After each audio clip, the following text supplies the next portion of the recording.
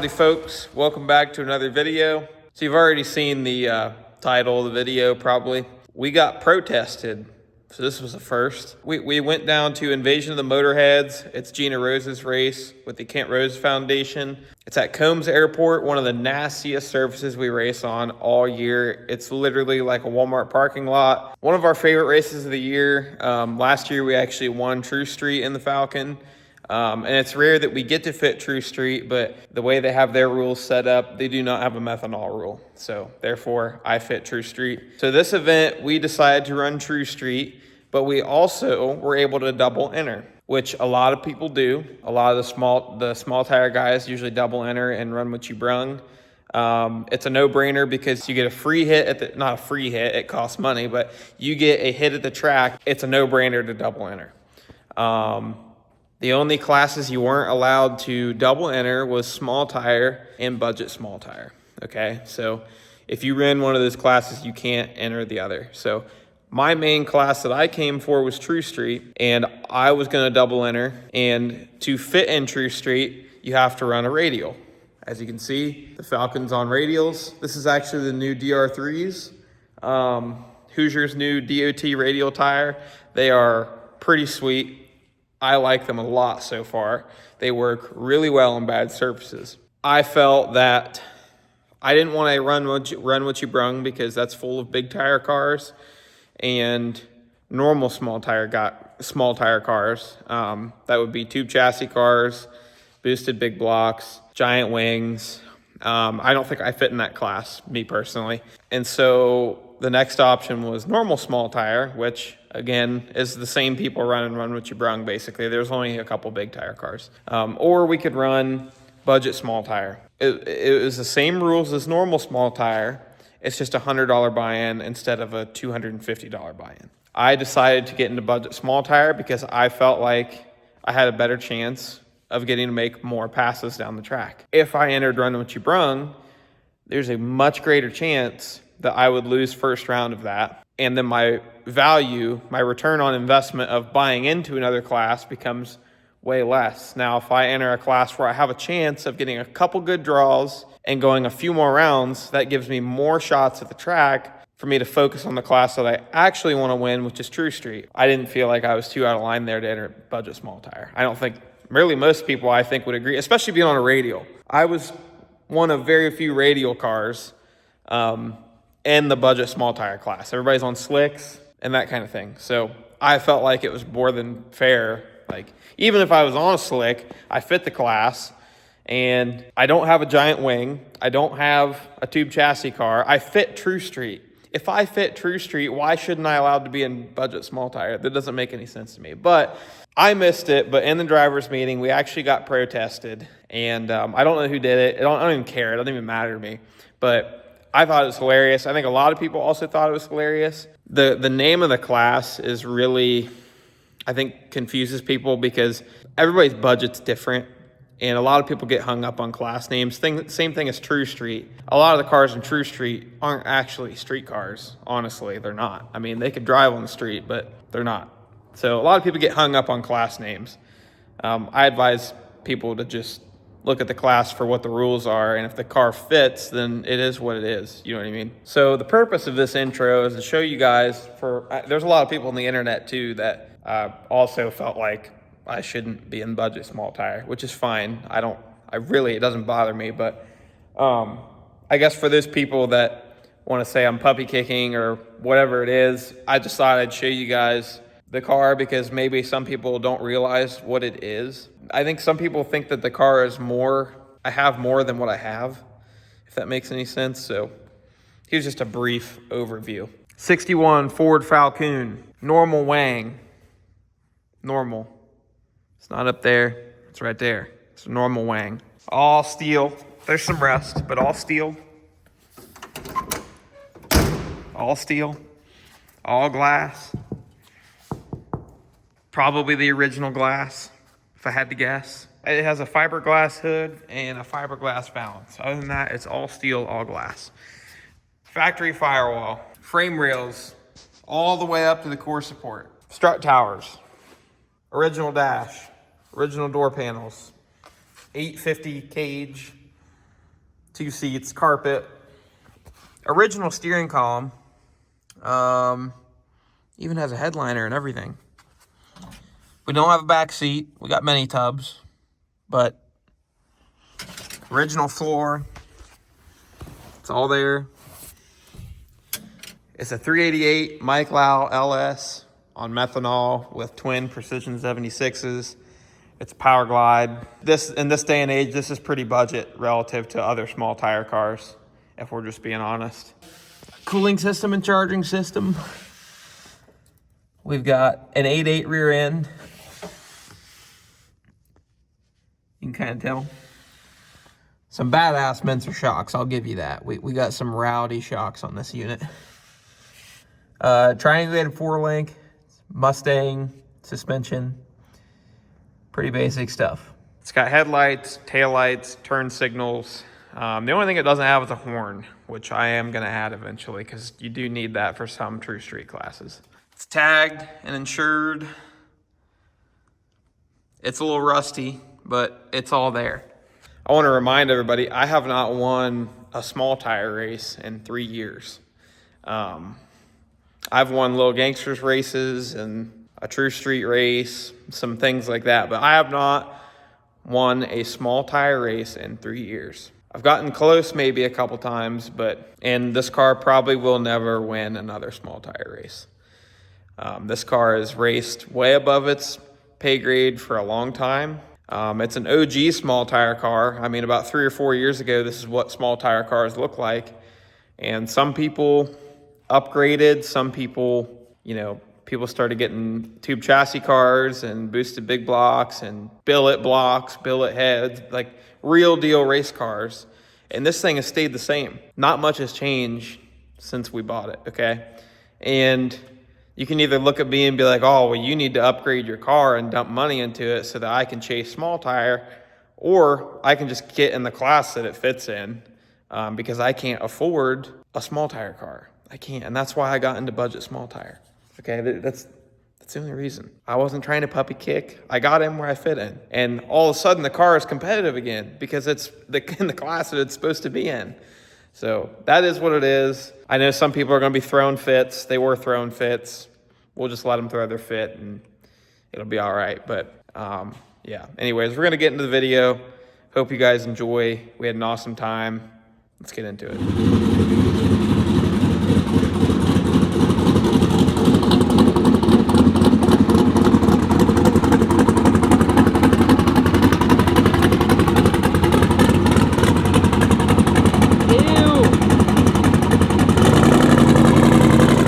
A guy has had a beard his entire life and then he just randomly shaves it one day. That's what this looks like. Look at this fella driving it. What are you talking about? Oh no, I forgot my balance. No, you did it. I know. He's been rage baiting me all day. I thought I could get you. You're annoying. It's my goal. You guys have no idea how annoying this thing can be. Would you just look at them tires? I want red walls. Red walls? Can we get red walls? Hoosier, can we make some red walls, please? Red walls. You wouldn't put red walls on this. What would stop me? I put red walls on my OBS. Your OBS is stupid. See? It just looks stupid. See, these are tactics, you see, to get back at me for being annoying all week.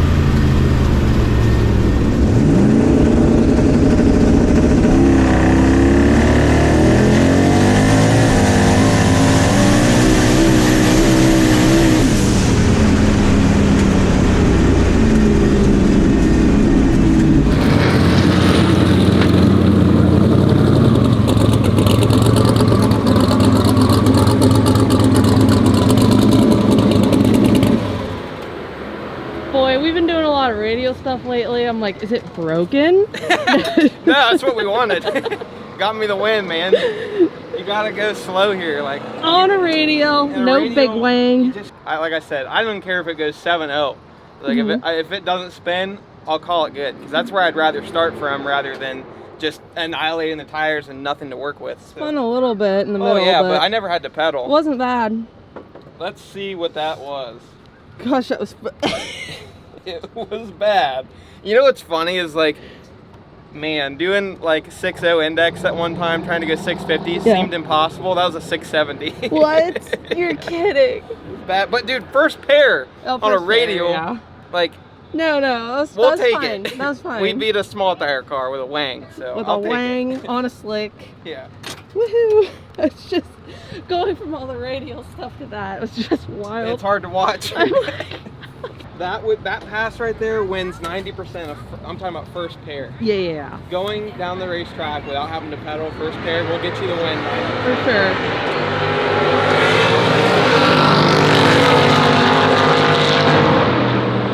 God, these bumps are terrible, dude. It's so bad.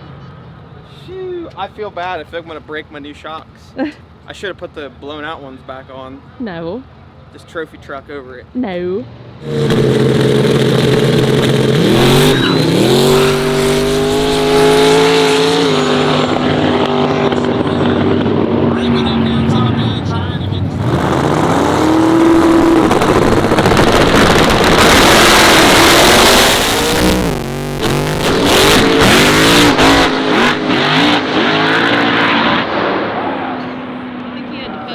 I think he might have pedaled.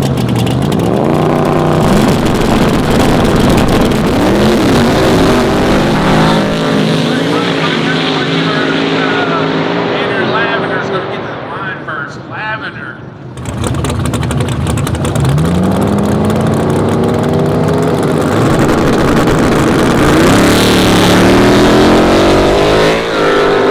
Get down the groove a little bit. Raggedy Ann going straight. Raggedy Ann going straight around number 2.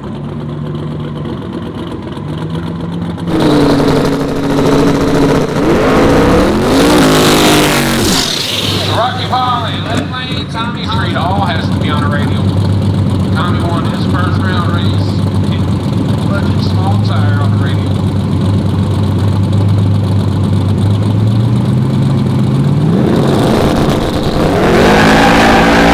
Biggest wing lead is going to pour it on mid-track, and Tommy takes the win.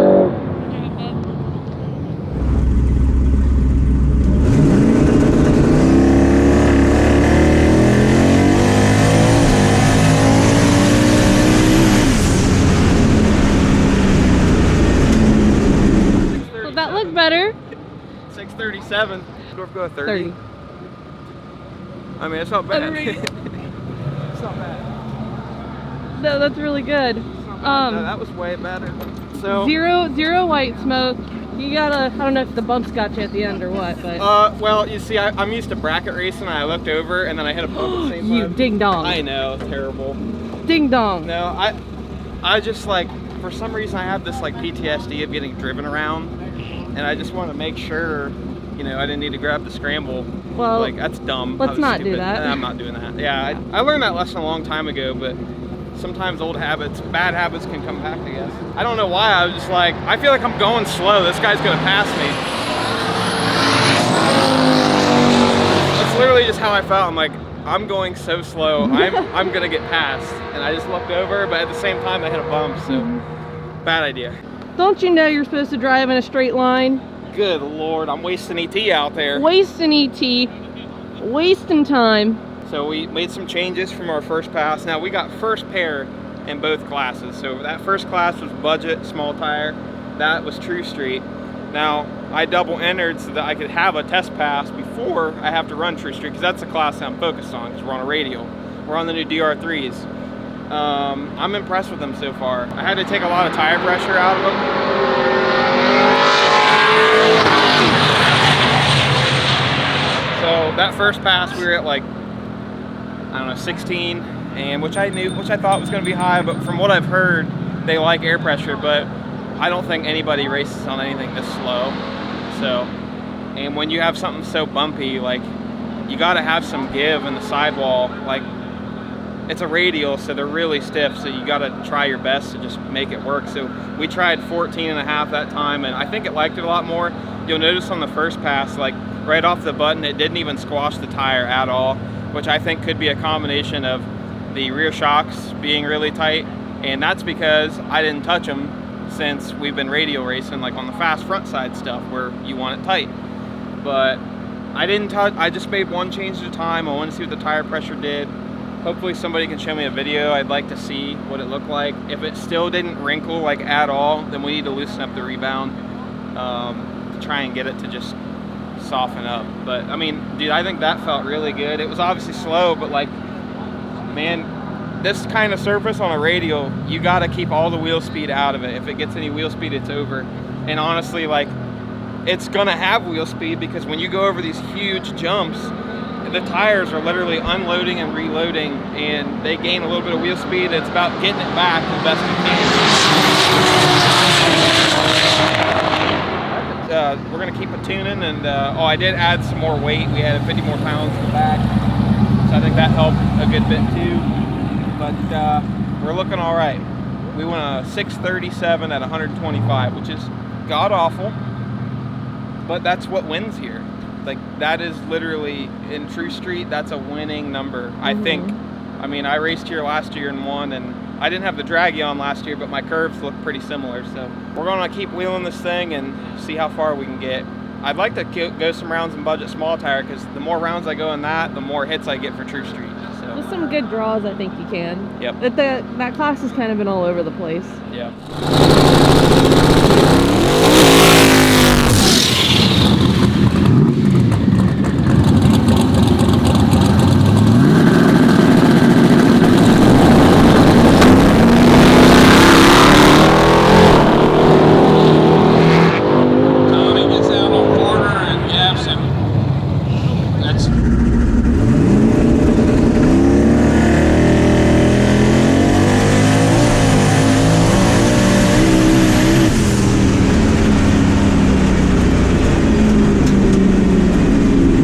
Liking these new Hoosiers. Yeah, I mean, they're working. I think I could be doing the same thing on a Mickey. Like, I don't even think I'm, maybe not, I mean, they're definitely better. Like, I feel like I'm on a slick out there. I don't feel like I'm on a radial. So they recover really well. So yeah, I mean, I guess we're just gonna keep chipping away at it. But like, man, that's probably gonna win True Street right there if I keep doing that over and over again. That's definitely like a best here. I like the right more. It looked like you were skating out there a little bit, but it wasn't. It was the bumps, dude. Yeah. Oh, I know. It wasn't really spinning. It just like, if you're slightly turned and you hit the bump, it suddenly shoots you that much far further. Yeah. Like, it's like, whoa, whoa. Yeah. No, it looked amazing. Heck yeah. No, that's awesome.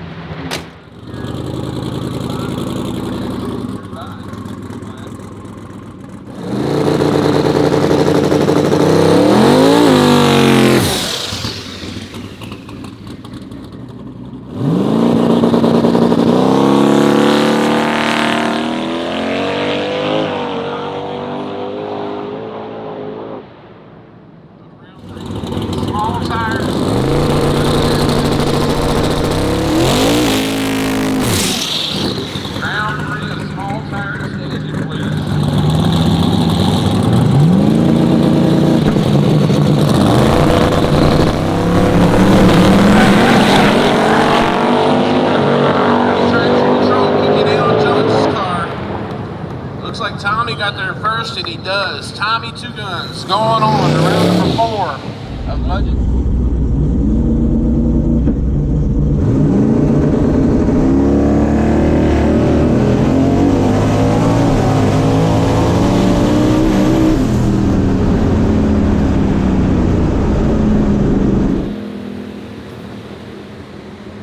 The car's just printing slips, man.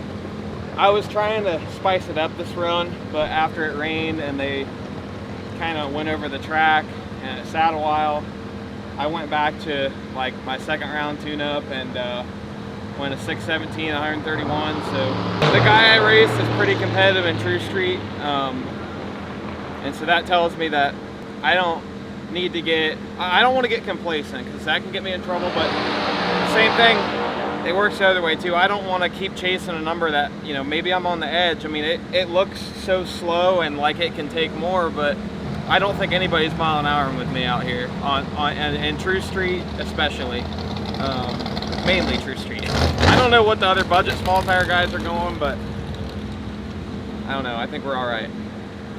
Oh my gosh, it's raining. Oh, that was it.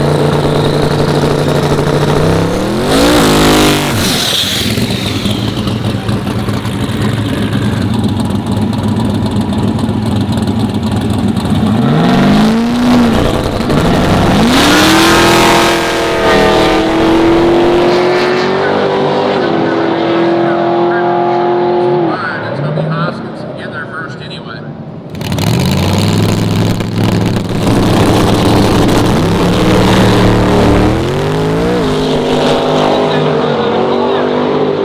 And stretching it.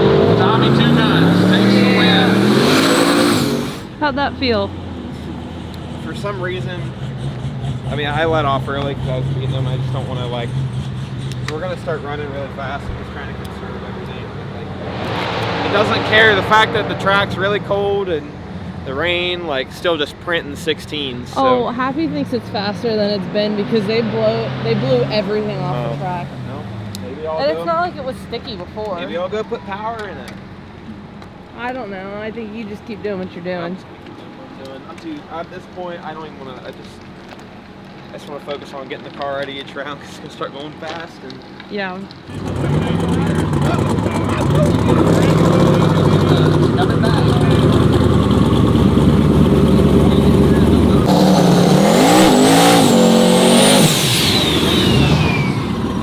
Those highs in the right lane.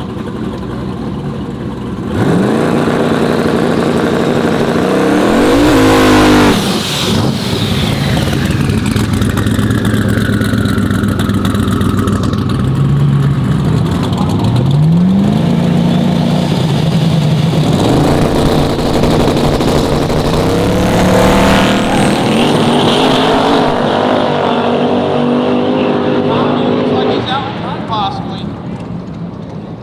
And it is. It's going to the final. True Street.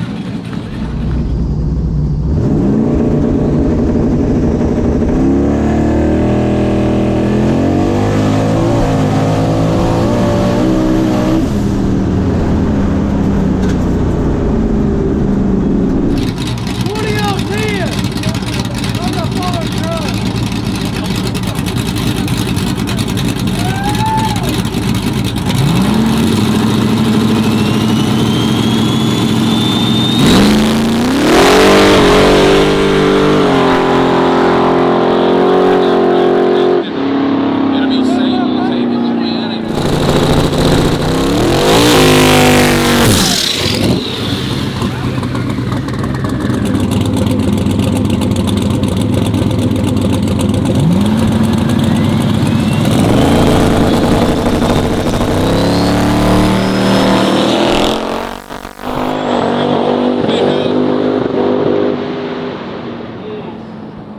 It's gonna be Justin Sable. Well, shoot. What a classy guy.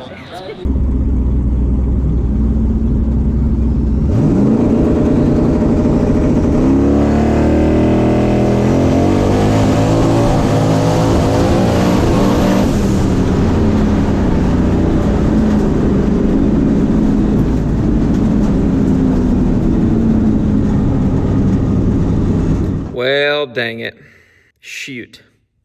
We got run over in the finals, unfortunately. As you guys could see, we made some really good, clean, consistent winning passes all day in both classes. We were down to, obviously that was the finals in True Street, and we were down to budget small tire semifinals. And the guy that won True Street actually won budget small tire as well. It could have been us, but it wasn't, and that's fine. This doesn't normally happen. The Falcon always very consistent and does its job, does what I tell it to do. But this time it decided to break up, pop and bang, and do all kinds of weird shit. And it decided to do it in the finals, of course. So we lost about, I want to say 6 to 7 mile an hour. And we were, we definitely underestimated it a little bit as far as like the base tune-up. But I had 5 on the scramble and grabbed that sucker at like 2 seconds. And that, yeah, I'd already turned it up a good bit for the finals. So we were fixing to go at least a 10th faster than we were all night, and then grabbing the scramble. It was going to be a tight race. And as soon as I grabbed it, like he was driving away a little bit. And as soon as I grabbed it, that just stopped. Like I started to reel him in for a second, and then I felt it hiccup, and then you could actually hear it hiccup like 5 or 6 times. Just unfortunate, unreal. So it cost us one, I think. I think we had it was going to be a real tight race, but I think we could have reeled him in. I had enough on the scramble to do it. I definitely underestimated it. The problem is all night we kept going faster. I was going as fast as I was last year. I was going faster than I was last year, which won, you know what I mean? And I was getting content, but I still wanted to keep turning it up because I knew budget small tire was going to be a little bit more challenging, considering we're on a radial and we're racing cars that are on slicks. It's going to be faster than True Street, so you'd think. The last like 3 rounds when I went to go turn up the car, and then we had to pause because it would rain. I literally made one of my passes in the rain. And so when it starts raining, they go and they would go dry the track, and it was stirring up dust. And I would revert back to my old tune because I was like, there's no way the track got any better. And I think watching back, it was definitely on the safe side all night. That surface and being on a radial, I wasn't really sure where the line was, but I felt like I was going fast enough to win.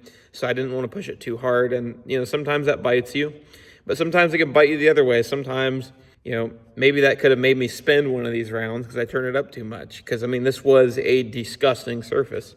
This surface is like a Walmart parking lot, and on radial, you can't have wheel speed. So it's hard to find that threshold. And I felt like we were making good, consistent passes. We were turning it up each pass, just not a lot. We were mostly looking for mile an hour all night. And, of course, it just kept taking it. I think we could have improved our 60-foot a little bit, but I was comfortable with where we were at on the 60-foot because I felt like we could run anybody down. Even if, that's the advantage of, you can be a little safer in 60-foot if you can, if you have 5 or 10 mile an hour on the rest of the class, you don't need to find that extra 5 numbers in the 60-foot, you know what I mean? Which can really ease up the tuning window a little bit. But I felt like we had the car to win. But suddenly, obviously, we had some issues, and I'm still trying to look into what was going on. So I'll show you guys what we got here. So red is RPM. This is the trans brake, trans brake. And then as you see, mind you, these tunes are absolutely wicked. Like I'll show you my boost ramp, for example. This is my boost ramp. We're trying to leave on 1 pound, which it won't because it wants to leave on like 3 pounds no matter what. But we were trying to leave on 1, so that's why I was leaving with I would just leave like a nitrous car. Like as soon as he would point at me, that's when I'd get on it. Not, anyways, you might have noticed that, but I was just leaving, I would just let it hit the chip like 4 or 5 times, then boom. And it was working really well. But this is our boost ramp. Now, it's insane how much power it'll take out the back, but this front half, you really got to be safe. And as you can see, this is the drive shaft plot that we have in this thing. Look how tight it is. It was perfect. We had this thing so dialed in, pass after pass. And then obviously once I hit the scramble, it was trying to climb past it and then would knock it back down and climb past it and knock it back down. And then these are the actual ignition cuts that we were having, which I cannot figure out why. Each one of these vertical red lines is closed loop turning off. So off and on. So as you can see, after this first line, closed loop is on. It's learning, and it's pulling like 2%. Tune-up was pretty dialed. Well, here we go. It goes really rich. We're a little rich, I'm not gonna lie. It was 12. We're not usually at this low of boost and RPM, so Still needs a little fuel tuning, but pulling 14%, it's doing its thing. And as you can see though, we start getting into all these lines, and closed loop turns off for like a while, comes back on, oh, it's off, and still off, and it comes on, and it's off, and it comes, that's off, and it's on, it's off. Normally, closed loop is on the entire pass. So the question is, and you can see, let me turn this off. You can actually see, look how, this is my RPM. Let me go to drag race here, pull up. Now, for some of this was ignition timing because of traction control. Like, you can see us riding traction control because we hit the scramble. Now, let me see. Let me pull that up.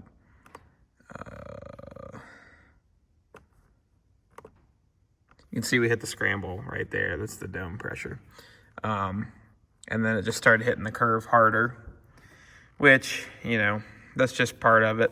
I actually had traction control turn off after 4 seconds though, and you can see, I mean, look at all this wonkiness, just bad things happening. So, now some of this is the green's the shock sensor.